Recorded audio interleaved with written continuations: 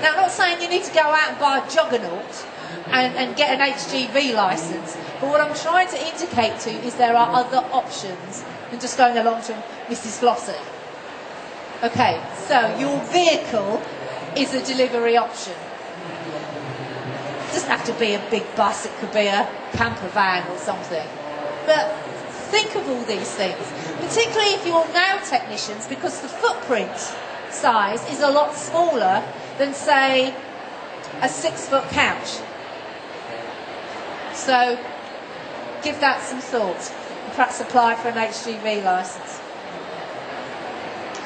I talk quite a lot, or have talked quite a lot over the years, about working in a host business.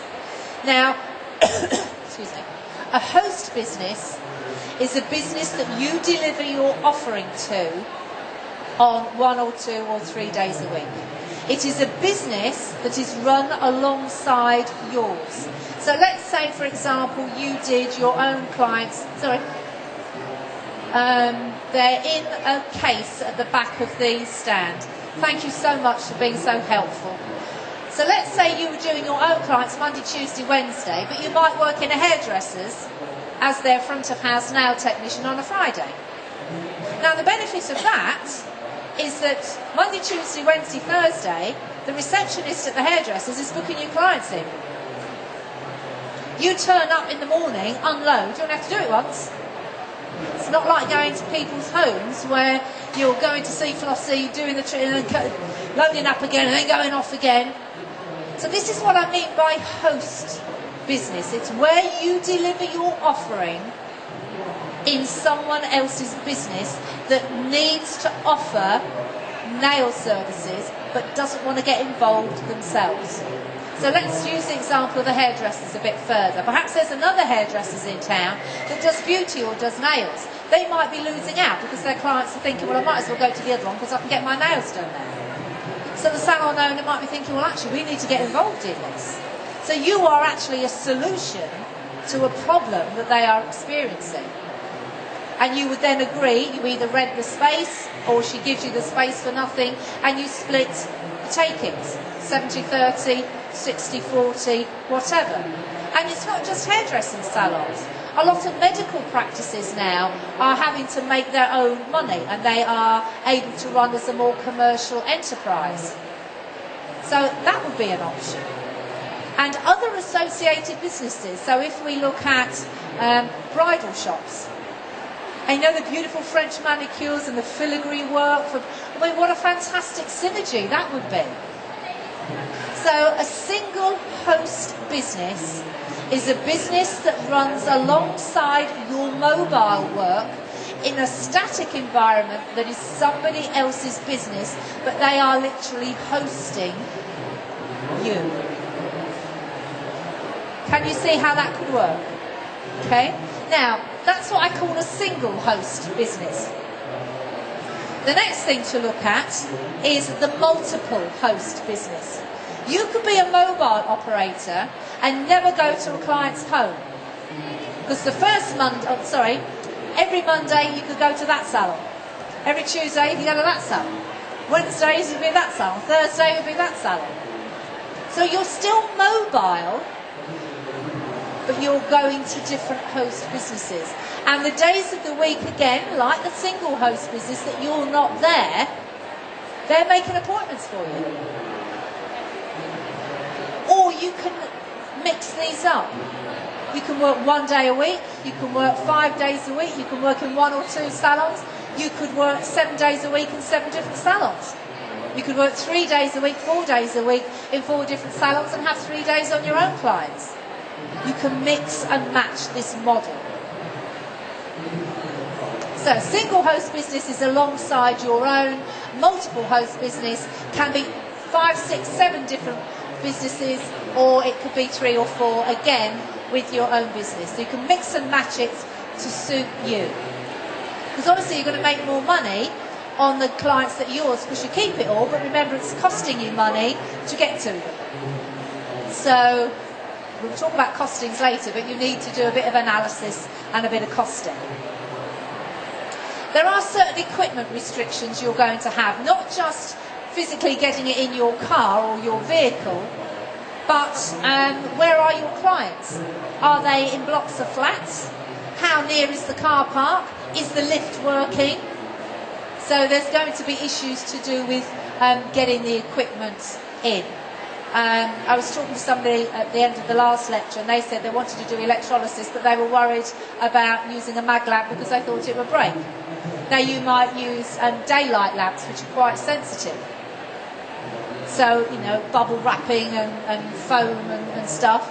Or do you put everything on your trolley and off you go across the car park?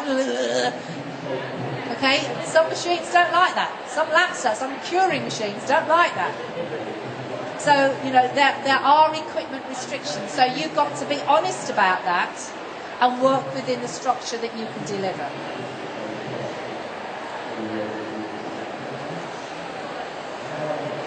Okay, covered that. Insurance is an issue. You have to have insurance, the same as a static salon, but there may well be insurance restrictions. So if you haven't already done so and you're running a mobile business, you need to contact your insurance company and check what you are insured to deliver. Are you insured to deliver X treatment? And are you insured to deliver X treatment in somebody's home? You do need to check that. The time to find out you're not covered is not whether you know what's in the fan. Okay. Area management is probably the single biggest issue that you guys have to face. It's extremely important that you manage the area you are working within, otherwise you will go bust. And one of the ways that I like to tell people about is by getting home, getting a map of the area that you live and work, and bearing in mind the average distance you travel to your clients. Not that one-off client was 50 miles away, but the average distance that you travel. So let's say it's 10 miles. Okay?